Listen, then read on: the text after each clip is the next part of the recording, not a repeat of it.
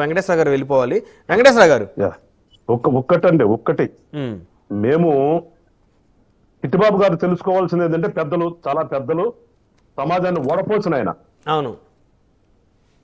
కానీ ఇప్పుడు చిట్టిబాబు గారికి ఉన్నంత తెలివితేటలు మాకు లేకపోవచ్చు, కానీ కొంచెం మాటలు అర్థం చేసుకునే శక్తి దేవుడు మాకు కూడా ఇచ్చాడు. అందుకని నేను చిట్టిబాబు గారితో ఘర్షణ దిగదలుచుకోవాలా. మేము ఎప్పుడు గుడులు కట్టమనలేదు సార్. ప్యాలెస్లు కట్టుకునే వాళ్ళకు గుడి కట్టండి మీరు. మేము మాకు ప్రజలు ఇచ్చినటువంటి బాధ్యతను నెరవేర్చే పనులని మేమున్నాం. ఇందాక చెప్పారు మాకు 12వ తారీఖు ప్రమాణ స్వీకారం చేస్తే ఇంకా 12 కూడా రాలే, నెల కూడా అవలా.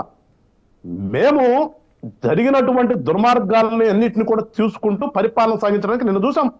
7,000 పంచామండి. అప్రిషియేట్ చేయండి దాన్ని. ఆయన చెప్పాడు కదా, వాలంటీర్లు లేకపోతే అసలు మీకు పెన్షన్లే ఉండవు, జగన్మోహన్ రెడ్డి గెలవకపోతే అసలు ఈ రాష్ట్రంలో పేదలందరూ చచ్చిపోతారు, పేదలందరికీ ఏమి రూపాయి కూడా ఇవ్వరని చెప్పాడు కదా. అవును. దాన్ని ఒకసారి అలాంటి వాటిని మీరు మాట్లాడాలి.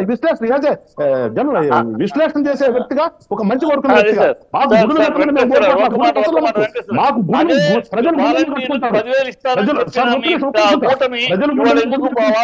ఇస్తారు. చిట్టిబాబు గారు ఇస్తారు.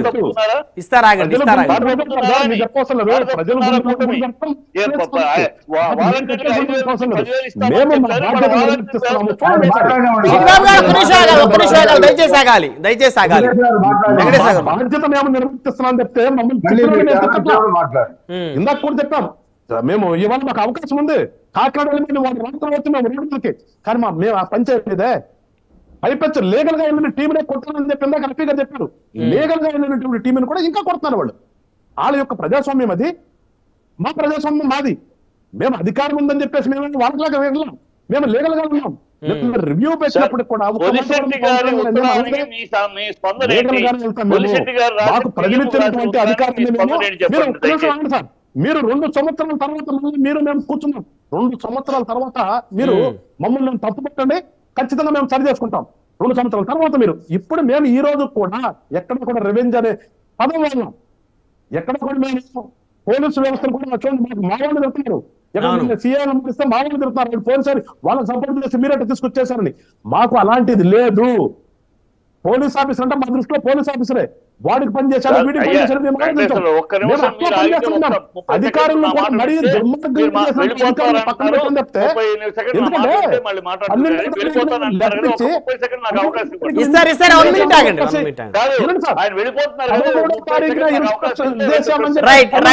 వెంకటేశ్వర గారు సమయం లేదు, కంక్లూజన్ ఇవ్వండి. మిమ్మల్ని వెంకటేశ్వర గారు మిమ్మల్ని ఒక ప్రశ్న అడుగుతారంట. చిట్టిబాబు గారు మిమ్మల్ని ఒక ప్రశ్న అడుగుతారంట. వస్తారు రఫీ గారు, వారి తర్వాత చిట్టిబాబు గారు అడగండి. వెంకటేశ్వర గారు వెళ్ళిపోవాలి.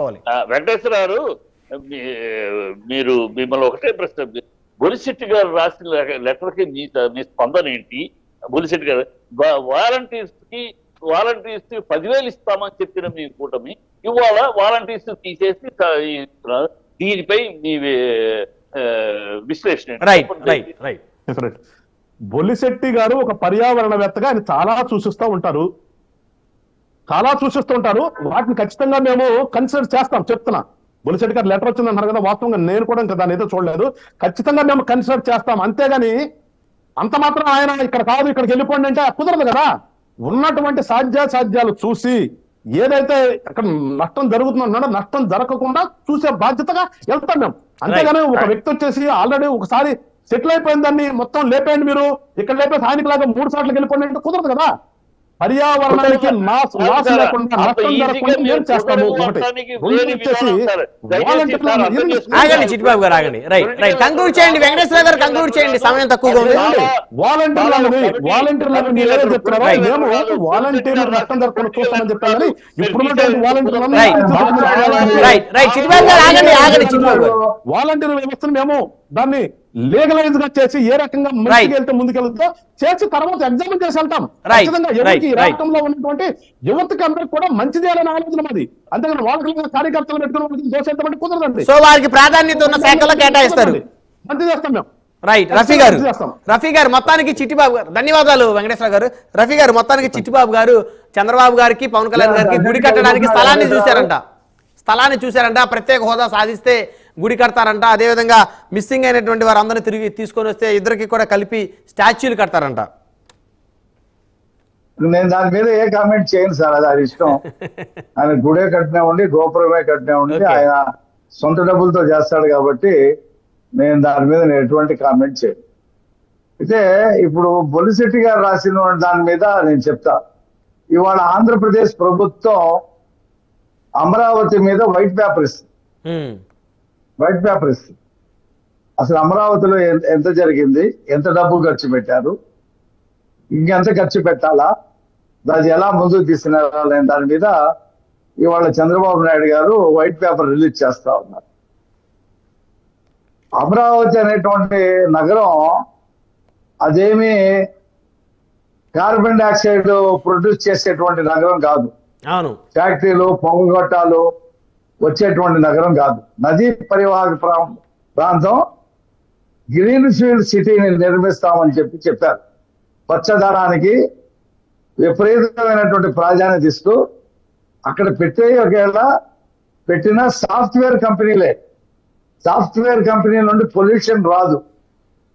అక్కడ 34,000 ఎకరాలు రైతులు భూములు ఇచ్చారు. 15,000 ఎకరాలు ప్రభుత్వ భూమి ఉంది. 50,000 ఎకరాల్లో రాష్ట్ర శాసనసభ, హైకోర్టు, శాసన మండలి, సెక్రటరియట్ కాకుండా 9 నగరాలు నిర్మించేటువంటి మహోత్తరమైనటువంటి ప్లాన్. మన పిల్లలు ఆంధ్రప్రదేశ్ నుండి ఇతర రాష్ట్రాలకి, ఇతర దేశాలకు వెళ్లకుండా ఇక్కడ ఉద్యోగాలు కల్పించేటువంటి ఒక ఉద్యోగ ఉపాధి కేంద్రం. కాబట్టి స్కిల్ సెన్సెస్ ని ఈ ప్రభుత్వం తీస్తుంది. పిల్లలకి ఏం స్కిల్ ఉంది, ఏ స్కిల్ నేర్పాలి అనే దాని మీద భారతదేశంలోనే మొట్టమొదటి ప్రయత్నం ఆంధ్రప్రదేశ్ ప్రభుత్వం చేస్తా ఉంది. ఇవాళ ఆంధ్రప్రదేశ్ ప్రభుత్వం, ఇందాక వెంకటేశ్వరరావు చెప్పారు, నేను కూడా ఇందాక చెప్పా, పెన్షన్లు అన్నమాట ప్రకారంగా ఇచ్చాం. రాష్ట్ర వ్యాప్తంగా పండుగ వాతావరణం జరిగింది. రెండోది ఇసుక ఫ్రీ చేస్తా ఉన్నాం. నిర్మాణాలు ఆగవిక శరవేగం పొందుతాయి. ఒక నిర్మాణం ప్రారంభం అయితే దానికి అనుబంధంగా 30 అనుబంధ రంగాలు ఆర్థికంగా పుంజుకుంటాయి. ఎగ్జాంపుల్, నిర్మాణాలు ప్రారంభం అయితే ఇతర రాష్ట్రాల నుండి ప్రజలు వస్తారు, ట్రాన్స్పోర్ట్ పెరుగుద్ది, క్యాబ్లు పెరుగుతాయి. అంతకుముందు అమరావతి కడుతున్నప్పుడు విజయవాడ, గుంటూరు మధ్య విపరీతమైనటువంటి క్యాబ్లు. ఆ తర్వాత క్యాబ్లన్నీ కూడా తుప్పు పట్టిపోయాయి, ఇతర రాష్ట్రాలకు వెళ్ళిపోయాయి. టెక్నీషియన్స్ కానీ, ఎలక్ట్రీషియన్స్ కానీ, టాపీ మేస్త్రులకు కానీ, అలాగే ట్రాక్టర్లు, లారీలు నడిపేటువంటి వాళ్ళకి కానీ, మొత్తం 30 రంగాలకు సంబంధించినటువంటి వాళ్ళు వ్యాపారాలు, అలాగే అన్ని రకాలకు సంబంధించిన ఆహార పదార్థాలు అమ్మేటువంటి హోటల్స్ కానీ, వీళ్ళందరికీ ఉపాధి దొరుకుద్ది ఒక్క ఇసుకతో. ఒక్క ఇసుక అనేది జగన్మోహన్ రెడ్డి ఏం చేశాడంటే, ఇసుక అనేది చాలా గొప్పది, దీన్ని ఆపి ప్రజలకు ఇవ్వకుండా నేను అమ్ముకుంటే నేను బాగా డబ్బులు సంపాదించవచ్చు అనేటువంటి ఉద్దేశంతో దాన్ని 6 నెలలు ఆపాడు.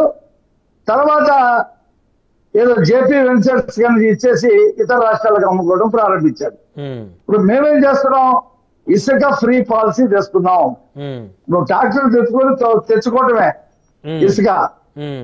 అక్కడ పంచాయతీ అవనివ్వండి, జిల్లా అవనివ్వండి, నగరం అవనివ్వండి, అక్కడ ఒక దాని వే సర్టిఫికేట్ ఇస్తారు, వే బిల్ ఇస్తారు, ఉచితంగా ఇసుక తీస్తారు. మళ్ళీ ఒక ట్రాక్టర్ 2,000, 3,000, 4,000కి వచ్చేస్తుంది ఇసుక. ఇప్పుడు 10,000-15,000 కొనవలసిన పరిస్థితి ఉంది. చాలా మంది నిర్మాణాలు కట్టుకోలేకపోయారు. కాబట్టి ఒక పక్కన సంక్షేమం, రెండో పక్కన ఉపాధి ప్రధానమైనటువంటి అంశం, రెండో పక్కన మీటర్లు వేసుకుపోయినటువంటి అవినీతిని వెతికి తీసి ఆ డబ్బంతా కూడా ప్రభుత్వ ఖజానాకి తీసుకొచ్చే. ఇప్పుడు ఈ రేషన్ మాఫియా, ఎర్రచందనం, ఈ స్మగ్లింగ్, ఇవన్నీ చేసిన వాళ్ళ దగ్గర ఉన్నటువంటి అక్రమంగా ఏదైతే సంపాదించారో అవన్నీ వెలికి తీసి మళ్ళీ ప్రభుత్వం ద్వారా ప్రజలు ఖర్చు పెట్టే అవకాశం ఉందంటారా? మేము గతంలో 2014, 2019లో పట్టుబడినటువంటి ఎర్రచందనాన్ని ప్రభుత్వ పరంగా వేల వేయడం జరిగింది. ఆంధ్రప్రదేశ్ ప్రభుత్వానికి బోల్డంత డబ్బు వచ్చింది. బోర్డంత డబ్బు ఎర్రచందనం ద్వారా వచ్చింది. ఒకవేళ ఆ 14-19లో ఇలా చిట్టిబాబు గారు చెప్పారు, అక్రమంగా జ్వరపడి ఎర్రచందనం చెట్లు నరుగుతున్న వాళ్ళని పోలీసులు కాల్ చేశారు. అవును, అది పెద్ద వివాదం అయింది. అవును, ఇప్పుడు కూడా మా ప్రభుత్వం ఒక హెచ్చరిక చేస్తా ఉంది. పర్యావరణాన్ని కాపాడేటువంటి ప్రయత్నంలో ఎర్రచంద్రాన్ని గనక నరికేటువంటి ప్రయత్నం చేస్తే కఠినమైనటువంటి చర్యలు ఉంటాయి. ఇప్పుడు జగన్మోహన్ రెడ్డి ప్రభుత్వంలో ఎర్రచందనం గంజాయి అమ్ముకున్న వాళ్ళు ఎమ్మెల్యేలు ఎంపీలుగా పోటీ చేశారు. కాబట్టి ఈ ప్రభుత్వం వేరు, ఆ ప్రభుత్వం వేరు. అది దోపిడీ దొంగల ముఖాది. రైట్ రఫీ గారు, సమయం లేదు. రైట్ చిట్టిబాబు గారు, 1,00,000 కోట్లు సంపాదించే వ్యవస్థలన్నిటి నిర్వీర్యం చేసి ఈ ప్రభుత్వం 5,00,000 కోట్లు తెచ్చుకున్నాడు. ఆయన పంపించుకున్నాడు హవాలా డబ్బు. చిట్టిబాబు గారు